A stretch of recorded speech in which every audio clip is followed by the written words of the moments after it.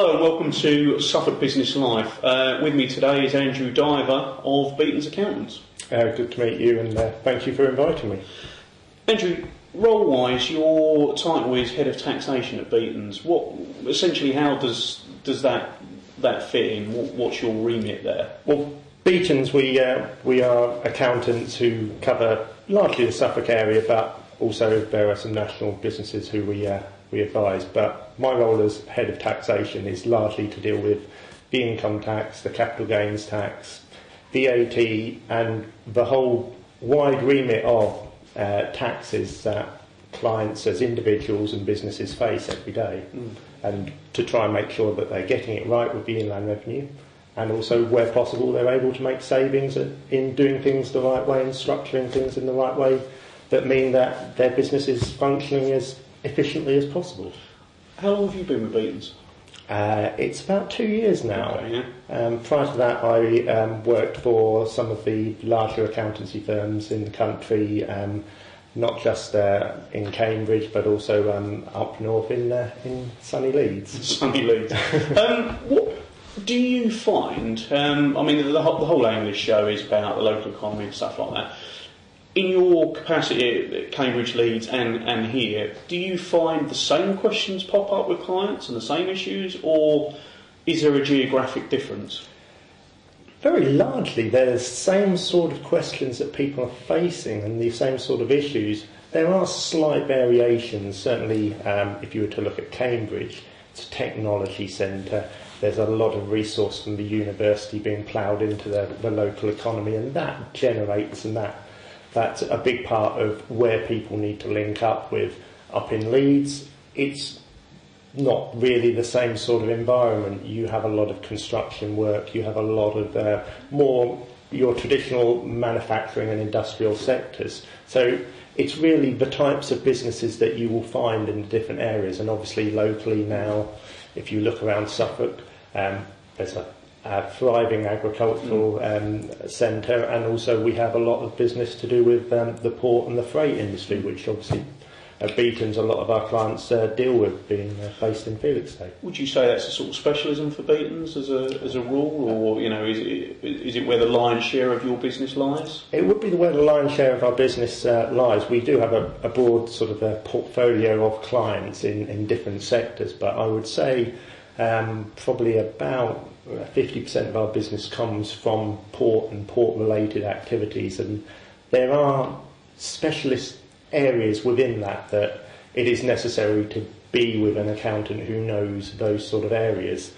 It's international VAT issues, it's the employees who invariably have come from overseas and come to the UK and have all tax issues and stuff. Right? Absolutely. So there's a wide range of sort of niche areas that the port and port-related activities require you to be able to deal with. Pretty well documented, the economy's had its ups and downs over the last years. Are there any kind of new, sort of business owners seeing this at home, are there any kind of new questions starting to come up? For argument's sake, like Cambridge, there's I should imagine, a lot of R&D there.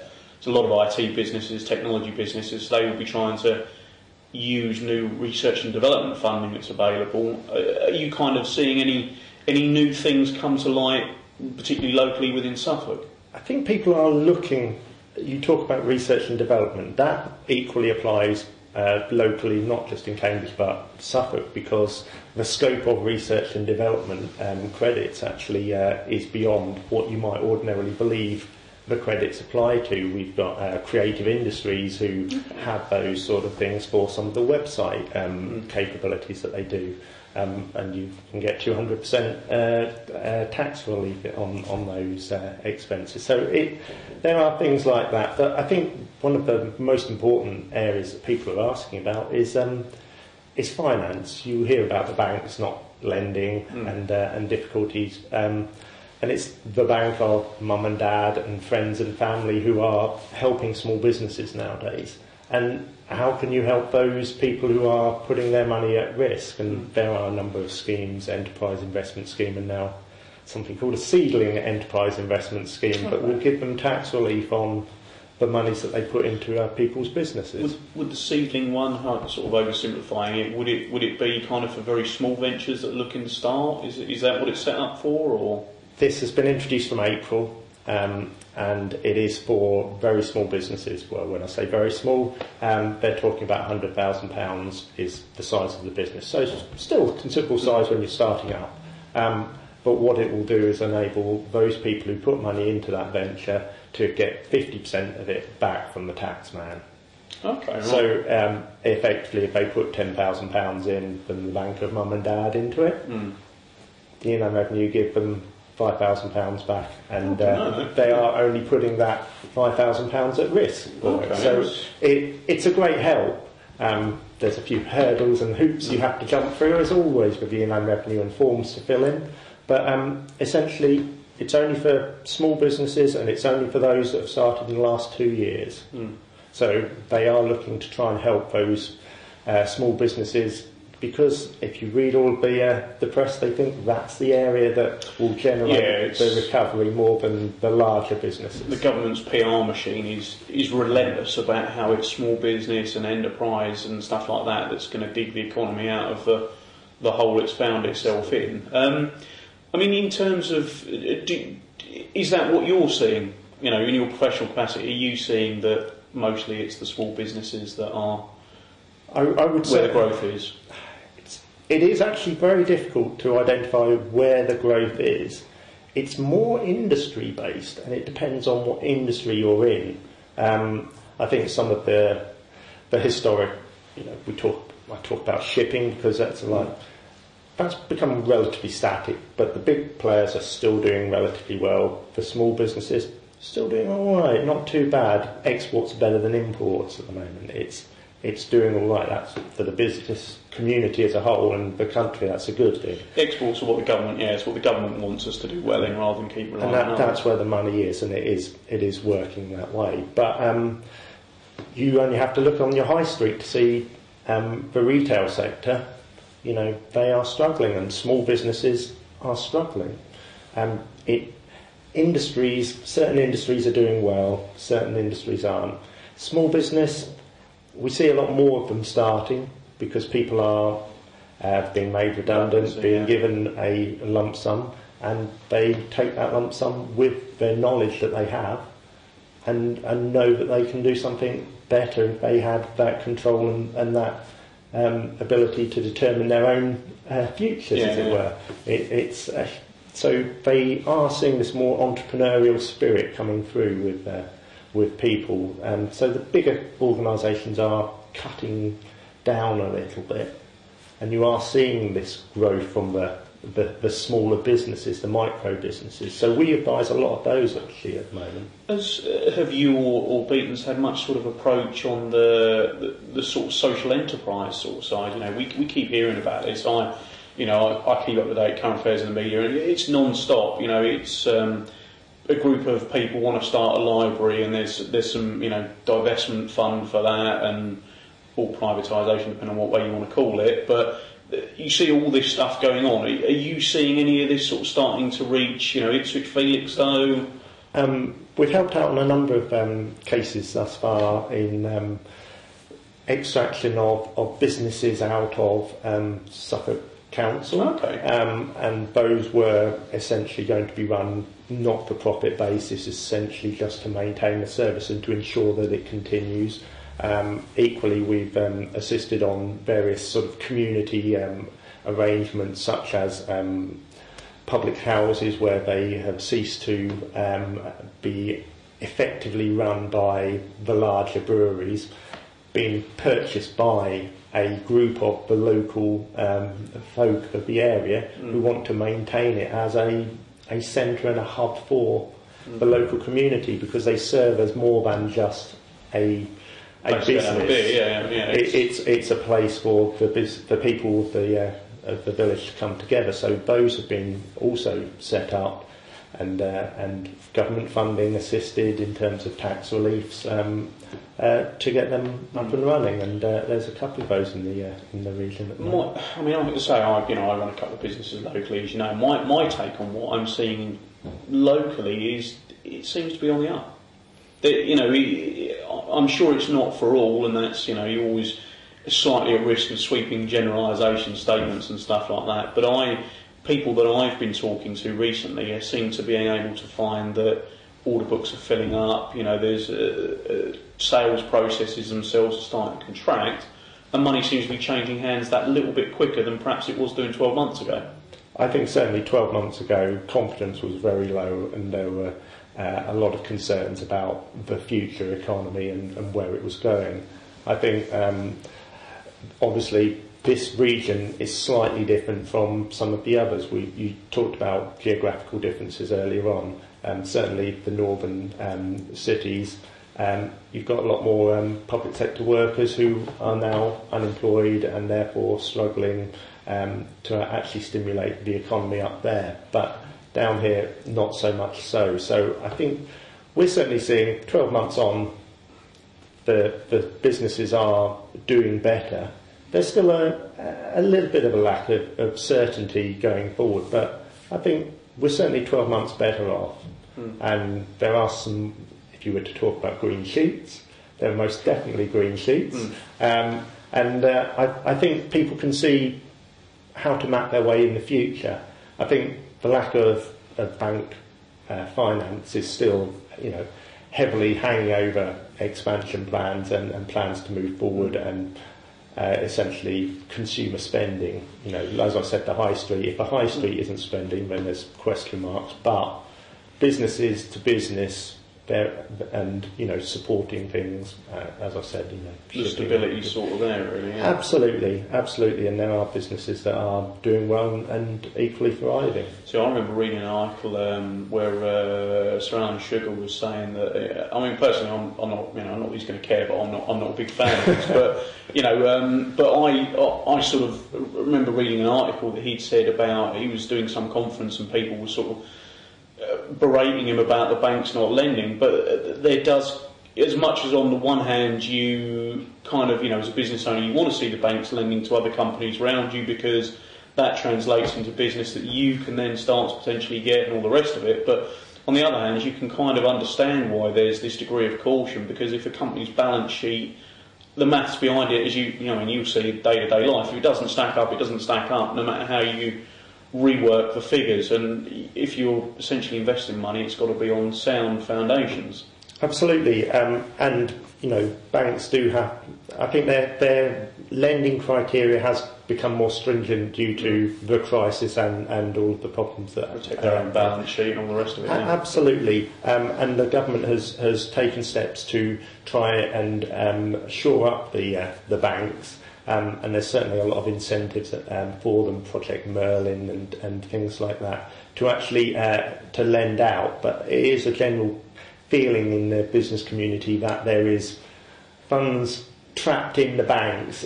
The government are pushing monies into the banks to try and get this stimulation of the economy. And it's not reaching your eye, and it doesn't reach the end user and people generally spending. So it's I thought that it's getting stopped at that level. But as you said, it's important to get the financials right, and I think that's why we are seeing, as I said before, the bank of mum and dad, friends and family, angel investors looking to take the money out of their pockets or their savings and putting them into ventures. And to be fair, recession and difficult times have spawned huge great opportunities for businesses to and investors to make money, to get in at the ground level, and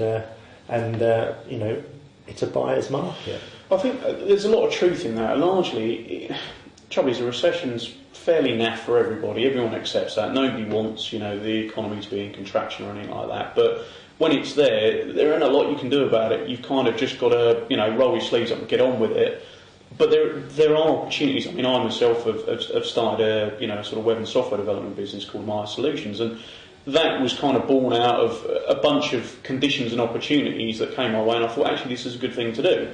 So I think I think we are coming to the end of it now. And the trouble is there's so much scaremongering in the media. You must read this stuff with great interest, but as I do, that one think tank, the IMF, say something, another think tank says this, and half of them are just useless, because I tend to find if you go out and talk to people around you, you get the barometer of what's going on. You talk to people in your local economy, and one of the things I've always noticed is the Suffolk economy itself, and this is something I don't know whether you'd agree with this or not, but I tend to find the Suffolk economy is slightly sheltered from the worst of it, but also sheltered slightly from the best of it as well. Absolutely. There's a lesser variance in terms of what goes on here. We don't feel the full force of the recession immediately or for as long, but we also don't necessarily get the full force of the boom and the increase in the economy. Is that something that you've seen, that perhaps Cambridge and Leeds are potentially more? I should imagine Cambridge must be very volatile if R&D budgets get cut, or... Actually, Cambridge isn't hugely volatile because of the strength of the university and its impact upon the local economy.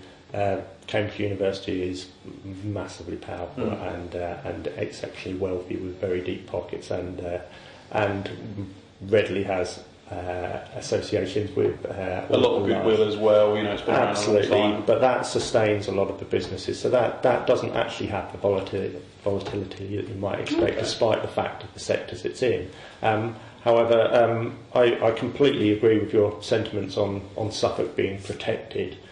It does seem that I think if you look at the industries in the area, predominantly you're looking at agriculture and obviously the shipping and shipping, insurance and things like that. Yeah. And actually those maintain, and they are relatively recession proof. Everyone will still have to eat, and everyone equally has to have all of the certain things delivered and transported and exported and imported. So actually they do maintain. Obviously what they have to battle against is obviously all fuel price increases and things like that, which are passed on to the consumer. But largely those sort of areas are relatively recession proof. You're still going to have a demand for them. So if they have that, then actually a lot of the rest of the area also rides on the back of it. Yeah. With just coming back, there was all the furore of the budget, as there always is, and then a few days later the small print people saying, hang on, this isn't as good as it looks, and then the dust settles. Has there been anything that's come out of the settled dust that surprised you or potentially colleagues at Beaton's?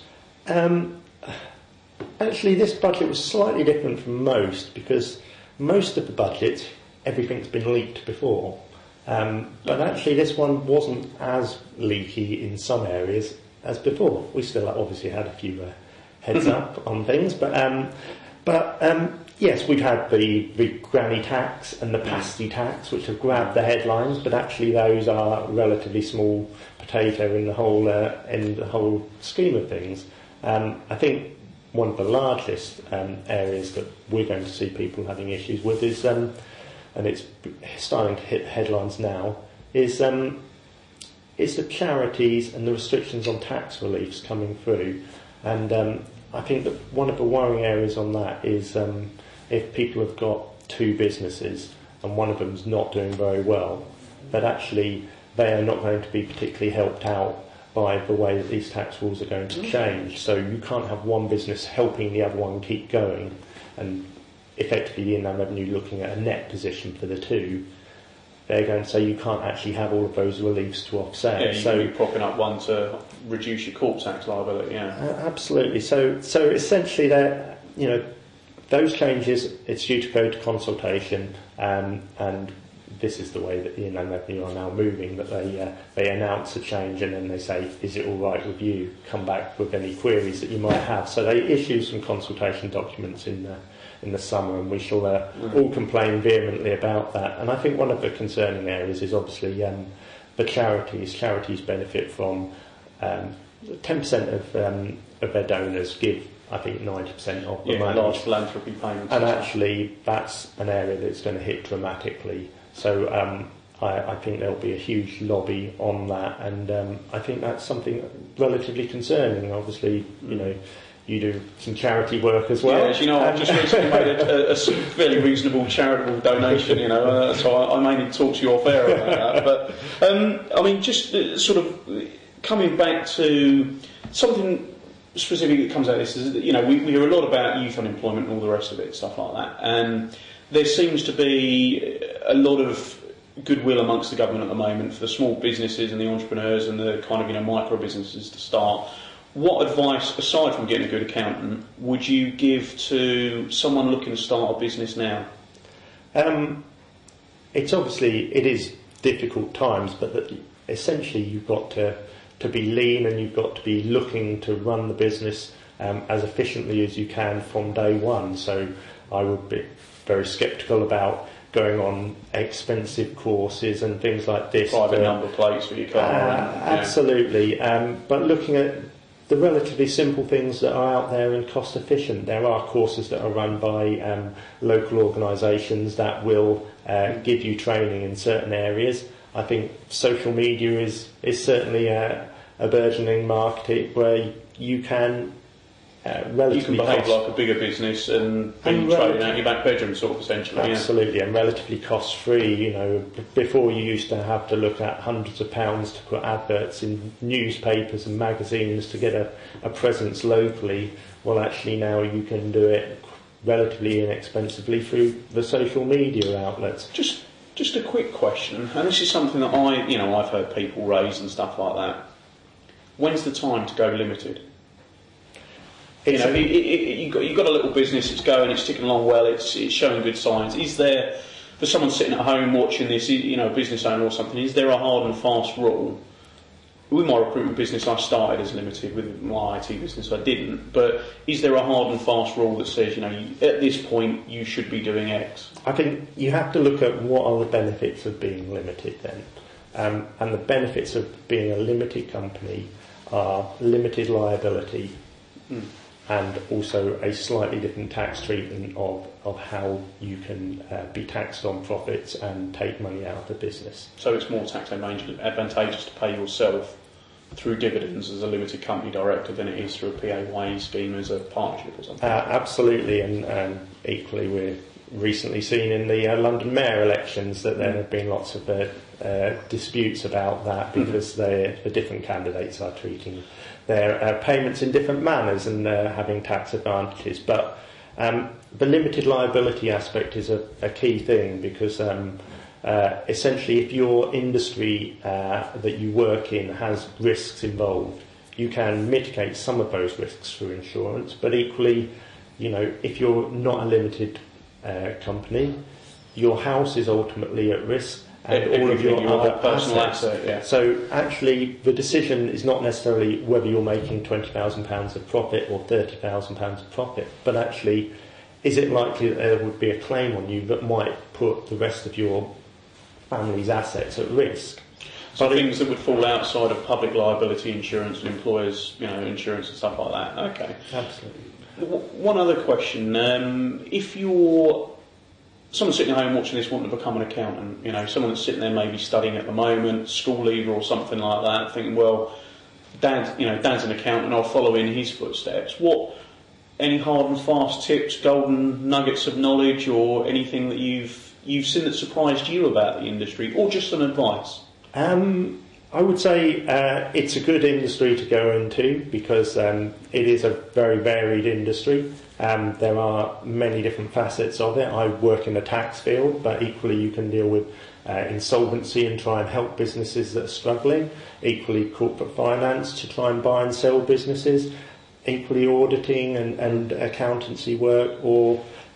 There's an absolute wide range of sort of business activities that you can assist with, but equally a number of different people who you can come across. And I deal with the little old lady who living on a pension and has some savings to I've got a couple of FTSE 100 directors and large PLCs, and each has a unique sort of outlook, and it is a very rewarding career in that respect. But what advice would I give? It is just to study hard and to actually to try and think of beyond actually the numbers. It's not a process. You're not just going through the numbers and producing a balance sheet, a profit and loss account. What you're looking at is how can you really help this business? Interpreting it into real world stuff rather than two-dimensional figures on a spreadsheet. Because you're not going to differentiate yourself from the crowd if you can just do the bog standard work. You have to be able to give them something that they can use, management style information, so telling them actually your profit, your gross profit on what you're selling your food at your public house, you're not selling it for enough money because your costs are this, and actually the margins on that business should be higher, and things like that. Knowing the industries. Okay. Following on from an earlier question, I mean, outsourcing. At what point, a business owner sitting, might be sitting at home watching this, thinking, "Got my own business, it's going quite well. I've done all the accounts." Is there again this kind of golden rule or a benchmark as to when someone should think, "You know what, I want to outsource it"? I mean, for me personally, I outsource my accounts straight away because I'm terrible at maths. But, and I remember doing my first VAT return and I did it for the wrong 3 months because it's a month after, and that kind of made me lose interest very quickly in it. But is there a kind of ballpark as to when someone should consider that or not? I know you'll be thinking that I'm not giving you any ballparks or figures here, but it is actually individual cases. But in terms of outsourcing, it is a valuable thing to do, to be able to pass the financial control, and it's a huge range of where and how much you want to do. At Beaton's, we do everything from chasing debts for some people, picking up the phone and our staff are speaking as if they are from another organisation. Sort of thing. Absolutely, raising invoices or processing information to provide management accounts on a VAT returns. So it's a huge scope of where you might go with that. But when would you do it? Well, it is very difficult to actually say at a certain point. If your business becomes a point where you feel that you're spending more time doing the administration and the finances of it, and actually you're not able to focus on chargeable work that pays bills, what your business is actually generating in profit, then you might wish to look there. Equally, it could be that you have a bookkeeper who does a little bit of work for you, but you feel that actually either they're going to retire or there's a case that they're not able to cope with the volume of information. So could someone, just for argument's sake, outsource just the credit control bit for it? You can outsource whatever aspects, but what you have to do is you have to have a system that works, that will allow that aspect of it to integrate with, allow you guys to do your job basically, but also allow the business to maintain control of that information, to be able to see it. So there isn't a hard and fast rule, but there is definitely merits in doing so, and it covers it. There's an advantage in doing so because you're not having an employee to have to deal with. So if you're not having an employee, then there's a whole team who are dealing with it. So holidays, pregnancy and maternity leave and things like this are all taken from your worries, and that's someone else's worry, the outsourcer's worry. Okay, well, something I'd like to chuck in as a bit of a random question. What did you want to be when you left school? Did you want to be an accountant? I didn't. I think I would have been quite worried if it was.